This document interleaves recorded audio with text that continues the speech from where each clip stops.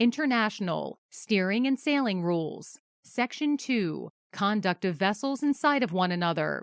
Rule 16. Action by give-way vessel. Every vessel which is directed to keep out of the way of another vessel shall, so far as possible, take early and substantial action to keep well clear.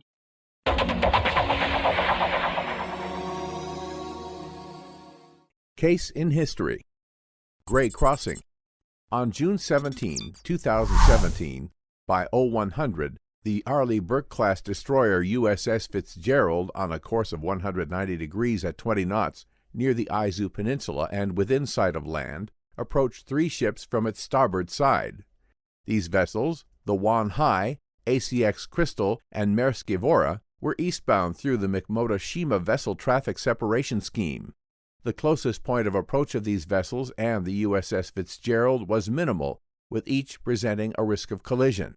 By approximately 0130, the USS Fitzgerald and the ACX Crystal had collided. The collision resulted in 7 fatalities and at least 3 injuries aboard the USS Fitzgerald. The ACX Crystal suffered no fatalities. On November 1, 2017, the Navy released collision report for USS Fitzgerald and USS John S. McCain collisions to the public. These collisions, according to the Navy, were avoidable. The Navy's findings, with regards to the USS Fitzgerald: Fitzgerald officers possessed an unsatisfactory level of knowledge of the international rules of the nautical road. Watch team members were not familiar with basic radar fundamentals, impeding effective use. The officer of the deck and bridge team failed to comply with the international rules of the nautical road. Specifically, Fitzgerald was not operated at a safe speed appropriate to the number of ships in the immediate vicinity. Fitzgerald failed to maneuver early as required, with risk of collision present. Fitzgerald failed to notify other ships of danger and to take proper action in extremis.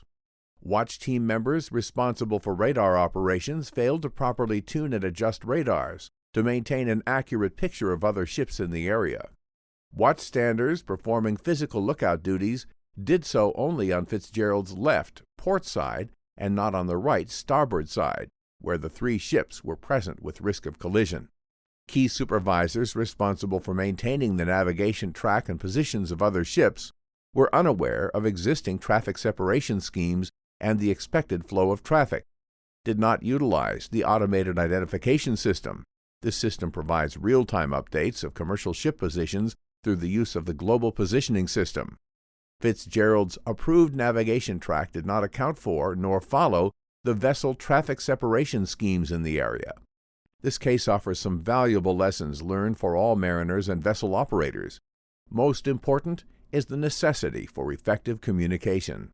The USS Fitzgerald and the ACX Crystal could have contacted each other by radio, light, or sound signal, but neither vessel did.